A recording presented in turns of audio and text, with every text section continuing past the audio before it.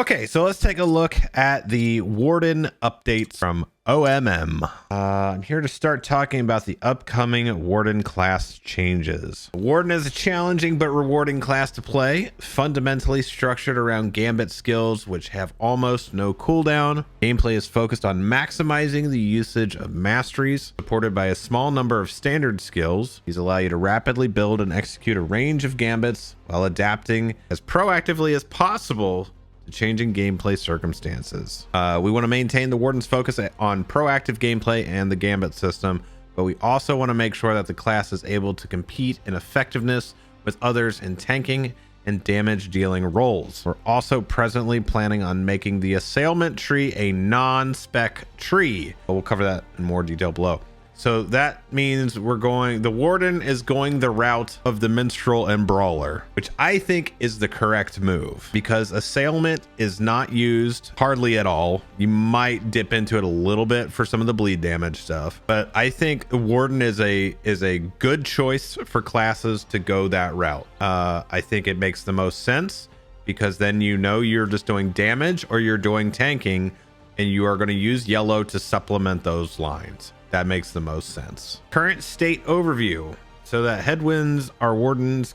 What headwinds are Wardens currently facing? Arguably the biggest issue facing Wardens is a lack of defensive cooldown abilities for determination Wardens. 100%. Maintaining your defensives. That's what made tanking on a Warden so challenging. Sometimes that's what made it fun too, was balancing the threat mechanics versus maintaining your buffs, albeit most of the buffs were only 20 to 30 seconds, so it was constant, and it made it that Wardens were doing so much more work as far as buff management and skill management than some of the other classes for the same or lesser result. Never Surrender is great, but only available infrequently. For the Free Peoples has a strong effect. It has a lengthy ramp up period, requiring you to use a lot of Gambit builders, which you otherwise want to avoid in lieu of mastery skills as much as possible. Gambit chains are an underutilized tool. Since Gambits have essentially no cooldown, the class has multiple features designed to promote the use of many Gambits rather than leaning on your strongest Gambits indefinitely. What you do, you use all those bigger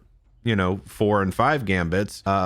I will say back tanking with the blue line, doing the what was that? Spear shield? No, shield spear. That line with the hot ones, that was good. If you did that chain, your heals were popping off and that was fun. Gambit chains are one of these mechanisms, and in theory, they are especially helpful at promoting the use of short 2-length and 3-length Gambits. The Gambit chains, which on a target once, you're already likely to use as many different dot applying Gambits you can before the oldest ones start to expire. That's what was annoying about doing the dot based ones. Having to keep cycling through them to keep that chain active was rough. It wasn't that fun. It did a lot of damage if you ranked it up and you had your legendaries in the right place, and that was good. We'll cover more in detail below, but I want to make Gambit chains a little bit more general, flexible, and meaningful in affecting your Gambit sequences. I like the sound of that. For damage-oriented Wardens, seize the moment looms too large over all other class mechanics, and along with stronger marked and diminished debuffs, makes the moderately debuff-oriented Assailment spec capable of dealing more raw DPS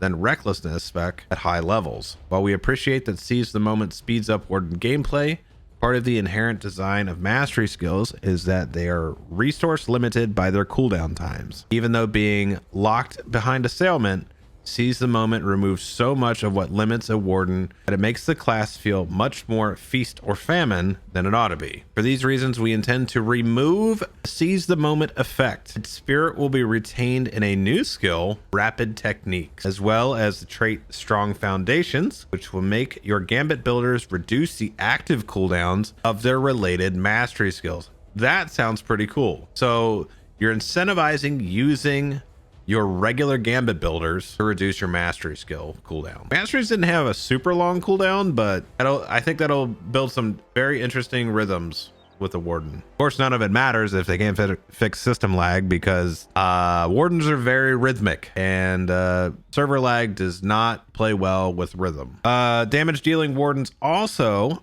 have a distinct lack of instant damage. Wardens are capable of applying many dot effects to a single target. They suffer greatly in any situations with lower average mob health that don't give you much time to stack up multiple dots. Hello, big battles. If any of you have played a Warden and gone through big battles, you know the pain that was. Not only would aggro just drop and you'd lose all rhythm, it was painful, absolutely painful to do big battles on a Warden. It was not fun. While it isn't a major issue facing Wardens, the class also has a considerable amount of effect clutter. As much as possible, we'll be trimming down the forthcoming changes. Skills like Gambit builders don't need small stacking dots, and effects like specialization bonuses, which give a 10% proc chance to apply minor buffs and debuffs, mostly end up cluttering the space below your vitals. Some of these effects will be consolidated into fewer, stronger buffs, while others will be removed outright. That just sounds like a smart thing to do, because we know that the effects queue causes a lot of problems with server lag. Non-spec Assailment. You said Assailment is becoming a non-specialization trait tree? Yes, like the recent changes undergone by the Minstrel, the Warden's Assailment trait tree will become a passive non-spec trait tree. This means you won't be able to choose Assailment as a primary spec, but you'll still be able to get plenty of bonuses, bonus range damage, debuff effects, and utility out of Assailment trees. That also does mean if it follows suit with the Minstrel and with the Brawler, that means that the yellow line will only cost 1 point. So you'll have your primary line, which will be 1 point, your secondary, which will be 2 points, but then the supplemental will be 1 point as well. Why remove the ability to specialize in Assailment? The Assailment spec doesn't meaningfully impact your playstyle relative to speccing into Recklessness. And the Warden at range identity doesn't require full spec. Since any Warden can toggle the Assailment stance on, most of what makes Assailment appealing right now are a few debuffs and effects that would actually benefit the Recklessness tree more if only they weren't locked in the Assailment spec. For those of you who prefer playing your Warden as a ranged damage class, you still will be able to do so. You'll just choose Recklessness as your spec, then prioritize range damage in the, well, that's actually wrong here. You'll spec Recklessness and prioritize range damage traits in the Recklessness tree. I think that's supposed to be Assailment. Goals. Wardens specializing in Determination should be able to stand side by side with Guardians, Captains, and Brawlers and other main tanks with confidence. In addition to your defensive Gambits, you should have a few normal tanking skills, bound by cooldowns rather than being Gambits, which still interact with the Gambit system. This should help you deal with brief moments of significant spike damage like other meta tanks do, but without fundamentally altering your skill flow. That is crucial right there. That's a big deal when it comes to tanking on a Warden. Like I said, with maintaining all those heal buffs and the defensive buffs, there was very little time to react to, you know, the quick situational things that you might need to do, or, you know, if you needed to pick up some extra stuff, you only had so many things that you could do. And like I said, I really enjoyed Warden tanking during Riders of Rohan and into Helm's Deep. I had a lot of fun during that time tanking, and being a blue Warden out in the Ettenmoors was a lot of fun too. Wardens specializing in Recklessness should still be versatile damage dealers with a wide range of gambits for dealing with different situations. In a pinch, offensive Wardens should be able to line up some skills and gambits to deal meaningful instant damage during encounters. While damage over time effects should still be your most reliable and consistent damage, you don't want Wardens to feel completely shut out of encounters, with greater emphasis on groups of mobs that have smaller morale pools. Gambit effects should be cleaned up a little bit across the board. This will be covered in greater detail later on, but the general principle is that there are a lot of different gambits, so no individual gambit needs to have more than 1 or 2 effects. This extends to gambit sequences as well as heuristics of the gambit builders lead to which effects. While there is still some outliers, looking at you, Dark Before the Dawn, oh, you power restore, players should be able to reasonably infer associations between gambit builder sequences and their outputs, like spear gambits for instant damage, shield gambits for defensive, or fists for dealing damage over time. That makes perfect sense. Finally, a note about Wardens leveling up for the first time. We're planning to reinstate the leveling paradigm for Wardens, in which You start off with access to only 2-length gambits, later unlocking 3-length, then 4-length, then 5-length gambits. This will have no impact on any warden already over level 50, but will hopefully make learning the class a little bit more manageable for those stepping into with little prior knowledge of the class or specific gambits. Gambit chains and advanced technique. Gambit chains will be staying with the class, but they will become a little more flexible. Completing a gambit chain will require using a 3-gambit sequence. 2-length followed by 3-length, then completed by subsequently using a 4 or 5-length gambit. It used to be the other way, like you had to do a 3, 4, and 5. After beginning a gambit chain with a 2-length, following gambits in the chain will gain improved damage, healing, and buff durations. These gambits should be of the gambits available to you, and they will no longer need to be part of a specific gambit sequence. That's actually nice. That does make it a lot more flexible. It means that you could use Persevere followed by Maddening Strike followed by Spear of Virtue, or you could use War Cry followed by Combination Strike followed by Warden's Triumph. In the last case, both Combination Strike and Warden's Triumph would benefit from the bonuses of being part of the gambit chain, and Warden's Triumph would also grant you 1 count of advanced technique. The only exception to this rule will be potency gambits. Death Strike, Defensive Strike, and Goad. Those are the doubles. So that's Spear, Shield, and Fist, which will not count as beginning a gambit chain. And that makes sense. That's fair. Advanced technique. Several new Warden skills will be normal skills bound by cooldowns rather than gambit skills requiring builders. These skills will have short, strong effects and moderate cooldowns. However, rather than being freely available at full strength, their potency will be driven by advanced technique. Each skill will require at least 1 advanced technique. Consume all of your advanced technique when used. Will become stronger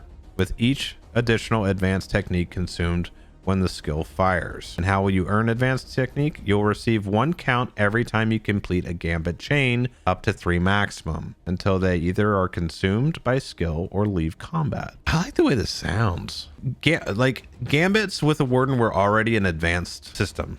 You know, it was already an advanced gameplay, and I think now the way this is, like, it actually makes it a little bit more interesting of a class. Like being able to really look at your chains and how they work, and building up advanced technique to spend with your non-gambit skills, like that's going to take some skill to play. Then like you have to really know your stuff, not just memorize a couple gambits. Like you got to remember, like it's kind of mixing wardens with some of the other spender classes, like having focus and you know, wrath or fervor, because you're going to want to build up advanced technique so those skills that you're using later are more effective. That's pretty cool. That's a pretty sizable change. We hope this has been a helpful primer on some of our plans and goals of the upcoming Warden changes. A few core mechanics will change, augmenting the inherent power and flexibility of the Gambit system. We're excited to share more information with you soon, including a closer look at specific changes and some actual gameplay. Thanks for reading. I think all in all, if this is kind of the precedent for what kind of work they're looking at doing, like really it started with the minstrel, but if this kind of work is what they're looking at doing across the class spectrum, it could be pretty interesting. How the classes get worked on throughout the year, because remember, with the letter to the players, all the classes are really going to get some additional work done throughout the year. So this could be pretty good. I am interested to see the execution. That's usually what it always comes down to. How was it executed on? And so we'll have to see. We will have to see. Let me know what you guys think.